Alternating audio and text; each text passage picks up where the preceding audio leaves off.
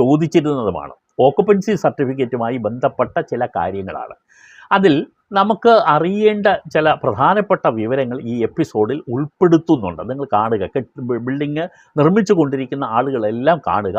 അത് പെർമിറ്റിൻ്റെ കാര്യത്തിലായാലും ഓക്കുപ്പൻസി സർട്ടിഫിക്കറ്റിൻ്റെ കാര്യത്തിലായാലും അതേപോലെ ബിൽഡിംഗ് നമ്പറിൻ്റെ കാര്യത്തിലായാലും ചില കാര്യങ്ങൾ ഈ ലോക്കൽ ബോഡികൾ യഥാവിധി നിർവഹിക്കാറില്ല. പഞ്ചായത്തായാലും മുനിസിപ്പാലിറ്റി ആയാലും കോർപ്പറേഷൻ ആയാലും ബിൽഡിംഗ് പെർമിറ്റ് ഇഷ്യൂ ചെയ്യുമ്പോൾ അല്ലെങ്കിൽ ഓക്കുപ്പൻസി സർട്ടിഫിക്കറ്റ് ഇഷ്യൂ ചെയ്യുമ്പോൾ അതിനകത്ത് എന്തെല്ലാം കാര്യങ്ങൾ ഉണ്ടായിരിക്കണം.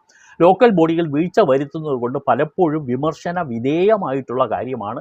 സർക്കാർ പല പ്രാവശ്യം ഇക്കാര്യത്തിൽ ഈ ലോക്കൽ ബോഡിയിലെ സെക്രട്ടറിമാർക്കും അനുബന്ധ ഉദ്യോഗസ്ഥന്മാർക്കും ശക്തമായ വാർണിംഗ് നൽകിയിട്ടുണ്ട്. പക്ഷേ ചിലപ്പോഴും ചില സ്ഥലങ്ങളിലെങ്കിലും ഇത് തദൈവ തന്നെ പഴയ സ്ഥിതി തന്നെ തുടരുകയാണ്.